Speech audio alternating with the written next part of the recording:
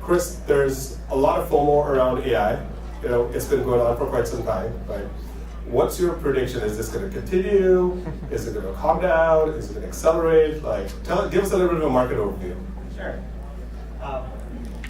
Well, as is no surprise, generative AI is the hot topic at the moment. But I think there's good cause for it. As Amr was saying, this is a complete shift in how applications are being developed.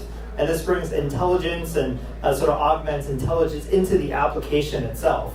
So as long as this provides actual value into the enterprise, I think this persists.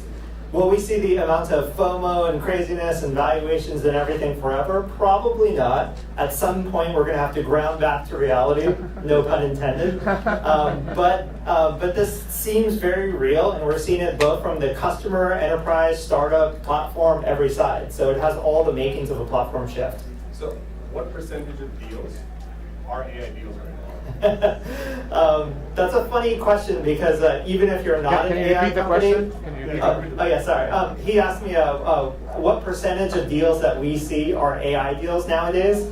I said that's kind of a funny question because everybody who's even remotely related or puts in a feature is calling themselves an AI company, even if not all companies are actually AI companies. So from the investor side, it's actually hard to filter out from the legit and not legit. You really have to dig into it. And there's very, very, very few people in the world like Amin, Talat, and Amr who've been working on these problems for many, many, many years before the space was hot. So I'd say now on a percentage basis, 90% plus, but in reality, a much, much lower percent of it.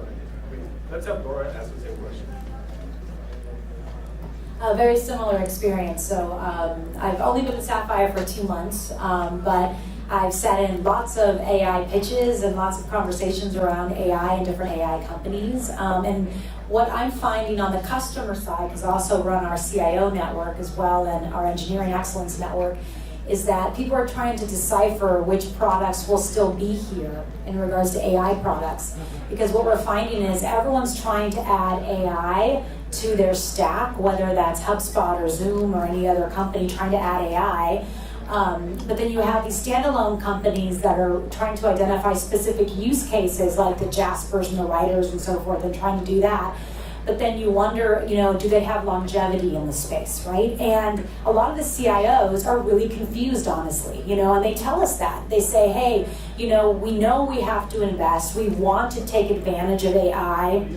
We know that we can optimize and make our engineers more efficient, IHR teams more efficient, our marketing teams more efficient.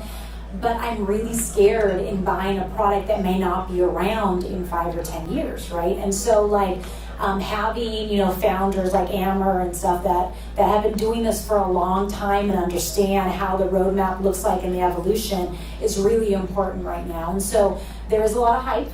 But trying to make sure you make a smart investment is important. So we're very cautious about that. Even though we've committed to investing that amount of money, we're cautious in where we put that money. So repeat this question, but top tips for people that are pitching to you. Top tips for people that are pitching to us. Oh, wow, that's a good one.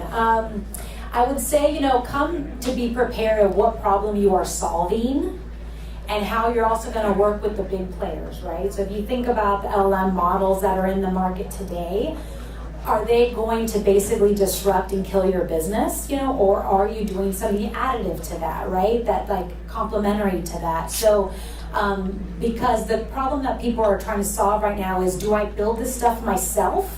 Or do I buy, right, a product that's out there? And so being able to clearly distinguish why you are a product that's going to be around long term and have that problem statement is super important to have. I think we all understand, like Bader put up here, the opportunity from a monetization perspective, because this is a similar disruption to the introduction of the internet, really, right? It's the same thing that's happening right now.